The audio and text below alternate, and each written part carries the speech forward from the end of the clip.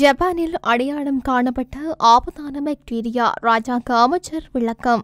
பிரித்தானிய தேர்தலில் போட்டியிடும் தமிழ் பெண் சுமத்தும் குற்றச்சாட்டு. இலங்கை ஒன்றிணைய வேண்டும், ஜனாதிபதி ரணிலுக்கு பிரதமர் மோடி கடிதம். இரு தேர்தல்களையும் ரணில் நடத்தியே ஆக வேண்டும், மஹிந்த வலியுறுத்து. ஸ்ரீலங்கா சுதந்திர கட்சிக்கு தாவும் ராஜபக்ச கட்சியின் உறுப்பினர். பொசன் பௌர்ணமி கண்டி ஸ்ரீ தலதா மாளிகையில் விசேட வழிபாடு. பிரித்தானிய பிரதமரின் பாதுகாவலர் கைது, வெளியான காரணம்.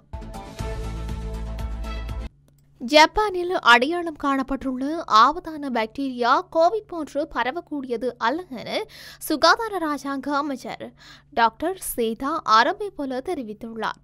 இந்த நோய் வைரஸ் ஒன்றினால் ஏற்படுவதல்ல என்றும் இது ஒரு பாக்டீரியா தாக்கம் எனவும் குறிப்பிட்டுள்ளார். நுண்ணுயிர் எதிர்ப்பு மருந்துகளினூடாக இந்த நோயை கட்டுப்படுத்தி விடலாம் என அவர் நம்பிக்கை வெளியிட்டுள்ளார். எவ்வாறாயினும் இந்த நோய் தொடர்பில் விமான நிலையங்களில் கண்காணிப்பு செய்ய நடவடிக்கை எடுக்கப்பட்டுள்ளதாகவும் தெரிவிக்கப்பட்டுள்ளது. நாடாளுமன்றத்தில் எழுப்பப்பட்ட கேள்வியொன்றுக்கு பதிலளித்த போது ராஜாங்க அமைச்சர் இந்த பதிலை அளித்திருக்கின்றார். ஜப்பானில் அடையாளம் காணப்பட்ட இந்த பாக்டீரியா சதையுண்ணும் அபாயமான நோய் என்றும் தெரிவிக்கப்படுகின்றது. பிரித்தானிய தேர்தலில் போட்டியிடும் ஈழத்தமிழ் பெண் ஒருவர் இலங்கையில் இனவழி இடம்பெற்றதாக குற்றம் சுமத்தியுள்ளார். ஊடகம் ஒன்றுக்கு வழங்கிய நேர்காணலில் அவர் இந்த குற்றச்சாட்டை சுமத்தியிருக்கின்றார்.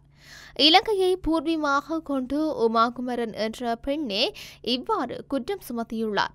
பிரித்தானியாவின் லண்டனின் புறநகர் பகுதியான ஸ்டாபோர்ட் மற்றும் போ பகுதியிலுள்ள நாடாளுமன்ற உறுப்பினர் பதவிக்காக உமாகுமரன் போட்டியிடுகின்றார். தமது பெற்றோர் இலங்கையிலிருந்து ஏதிலிகளாக பிரித்தானியா வருகை தந்தவர்கள் எனவும் இலங்கையில் இனவழிப்பு இடம்பெற்றதாகவும் குறிப்பிட்டுள்ளார். போரினால் ஏற்படக்கூடிய பாதிப்புகளை தாம் நன்றாக உணர்ந்துள்ளதாக தெரிவித்துள்ளார். இஸ்ரேல் பாலஸ்தீன போர் தொடர்பில் கருத்து வெளியிடும் போது தாய்நாட்டில் தமது சமூகம் அனுபவித்த நெருக்கடிகள் குறித்தும் விவரித்திருக்கின்றார். காசாவில் உடனடி போர் நிறுத்தம் நடைமுறைப்படுத்தப்பட வேண்டும் என அவர் வலியுறுத்தியுள்ளார். பாலஸ்தீன நாட்டை அங்கீகரிக்க வேண்டியது அவசியமானது என கோருவதாக தெரிவித்துள்ளார். பிரித்தானியாவில் தொழிற்கட்சி ஆட்சி அமைத்தால் பாலஸ்தீனத்தை தனிநாடாக அங்கீகரிக்க நடவடிக்கை எடுக்கப்படும் என தெரிவித்துள்ளார்.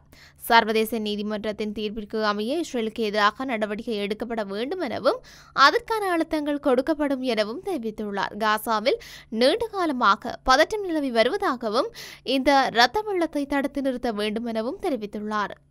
சர்வதேச யோகா தினத்தை ஊக்குவிக்க இலங்கை ஒன்றிணைய வேண்டும் என்று இந்திய பிரதமர் நரேந்திர மோடி கோரிக்கை விடுத்துள்ளார்.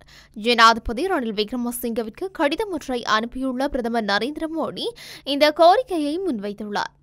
ஒவ்வொரு ஆண்டும் ஜூன் 21 கொண்டாடப்படும் சர்வதேச யோகா தினம் உலகளாவிய கலாச்சார நாட்காட்டியில் முக்கிய இடத்தை பிடித்துள்ளதாக இந்திய பிரதமர் குறிப்பிட்டுள்ளார்.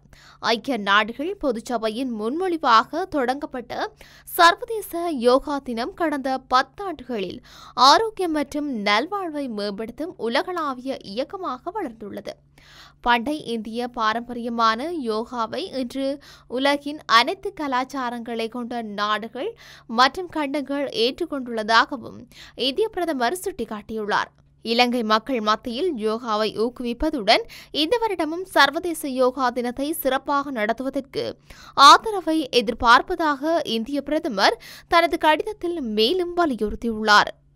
ஜனாதிபதி ரணில் விக்ரமசிங்க நாட்டு மக்களுக்கு வழங்கிய வாக்குறுதிகளின்படி இந்த வருடம் ஜனாதிபதி தேர்தலையும் அடுத்த வருடம் நாடாளுமன்ற தேர்தலையும் நடத்தியே ஆக வேண்டும் என ஸ்ரீலங்கா பொதுஜன பெரமுனவின் தலைவர் மஹிந்த ராஜபக்ச தெரிவித்துள்ளார்.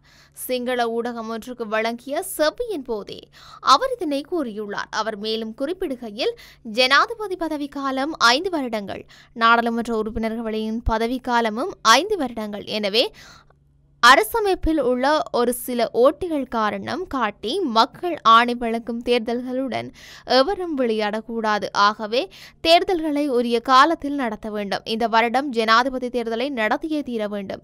ஜனாதிபதி தேர்தலை ஒத்திவைக்க மொட்டு கட்சி அனுமதி வழங்காது. இதேவேளை ஜனாதிபதி தேர்தலுக்கு முன்னர் நாடாளுமன்றத்தை கலைத்து பொது தேர்தலை நடத்துமாறு ஜனாதிபதி ரணிலுக்கு அழுத்தம் எதனையும் வழங்கவில்லை.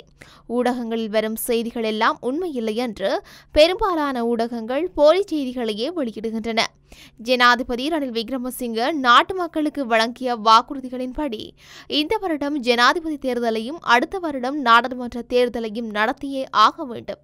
ஜனாதிபதி மேற்படி வாக்குறுதிகளை மீற மாட்டார் என்று நம்புகின்றோம் என அவர் தெரிவித்துள்ளார்.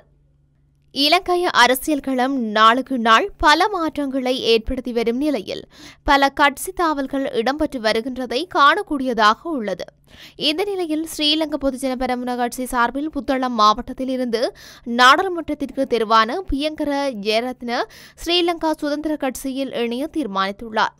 இது தொடர்பான பேச்சுவார்த்தை வெற்றியடைந்துள்ளதாக அவருடன் நெருக்கமான வட்டாரங்கள் தெரிவித்துள்ளன. அதன்படி புத்தளம் மாவட்ட ஸ்ரீலங்கா தேசிய கட்சியின் பிரதிநிதித்துவம் பிரியங்கர ஜெயரத்னவுக்கு வழங்கப்பட்டுள்ளது. அவர் ஸ்ரீலங்கா பொதுஜன பெரமுன கட்சியில் பணியாற்றுவதற்கு முன்னர் அமைச்சரவை அமைச்சராகவும் ஸ்ரீலங்கா சுதந்திர கட்சியின் புத்தளம் மாவட்டத்தை தலைவராகவும் நீண்ட காலம் பணியாற்றிய மூத்த அரசியல் பிரமுகர் ஆவார். 2000ஆம் ஆண்டு முதலாக நாடாளுமன்றத்தை பிரதிநிதித்துவப்படுத்திய பிரியங்கர ஜெயரத்ன வடமேற்கு மாகாண சபை உறுப்பினராகவும் அதற்கு முன்னர் மாகாண அமைச்சராகவும் பணியாற்றியுள்ளார். இந்த நிலையில் முன்னாள் ஜனாதிபதி கோட்டபாய ராஜபக்சவின் ஆட்சிக்கு எதிராக பிரியங்கர ஜெயரத்ன தனது அப்போதைய அமைச்சர் பதவியை 2021ஆம் ஆண்டு ஏப்ரல் மாதத்தில் ராஜினாமா செய்தமையும் குறிப்பிடத்தக்கது. போசன் பௌர்ணமி தினத்தை முன்னிட்டு ஆமிச மற்றும் வழிபாடுகளுக்கு முன்னுரிமை வழங்கிய பல சமய நிகழ்ச்சிகள் கண்டியில் ஆரம்பமாகியுள்ளன. இதன்படி கண்டி ஸ்ரீ தலதா மாளிகையில் விசேட வழிபாடுகள் முன்னெடுக்கப்பட்டுள்ளது. இதில் பல்லாயிரக்கணக்கான பக்தர்கள் கலந்து கொண்டுள்ளதாக எமது செய்தியாளர் தெரிவித்துள்ளார். அதேபோல் மல்வத்து மற்றும் அஸ்கிரி மகா விகாரை, வரலாற்று பிரசித்தி பெற்ற பைரவகந்த விகாரை, கட்டம்பே, ராஜோபவன ராம உள்ளிட்ட விகாரங்களிலும் தற்போது சமய நிகழ்வுகள் இடம்பெற்று வருகின்றன. பிரித்தானிய பிரதமர் ரிஷி சுனக்கின் பாதுகாவலர்களில் ஒருவர் கைது செய்யப்பட்டுள்ளதாக தெரிவிக்கப்படுகின்றது. ரிஷி சுனக்கின் பாதுகாவலர்களில் ஒருவரான கிரேக் வில்லியம்ஸ் என்பவரே தவறான நடத்தைக்காக கைது செய்யப்பட்டுள்ளார். குறித்த அதிகாரி பிரதமர் ரிஷி தேர்தல் திகதியை அறிவிப்பதற்கு 3 நாட்களுக்கு முன்பு தேர்தல் எந்த நாளில் நடைபெறும் என தேர்தல் திகதி குறித்து 100 பவுண்ட்ஸ் பந்தயம் கட்டியுள்ளார். இந்த தகவல் சம்பந்தப்பட்ட துறைக்கு தெரிய வந்ததைத் தொடர்ந்து விசாரணை ஒன்று மேற்கொள்ளப்பட்டு வெள்ளியம் குறித்து காவல் நிலையத்தில் முறைப்பாடு அளிக்கப்பட்டுள்ளது. இந்த நிலையில் அவர் கைது செய்யப்பட்டுள்ளதுடன் பணியிடை நீக்கமும் செய்யப்பட்டுள்ளாரா என்பது இங்கு குறிப்பிடத்தக்கது.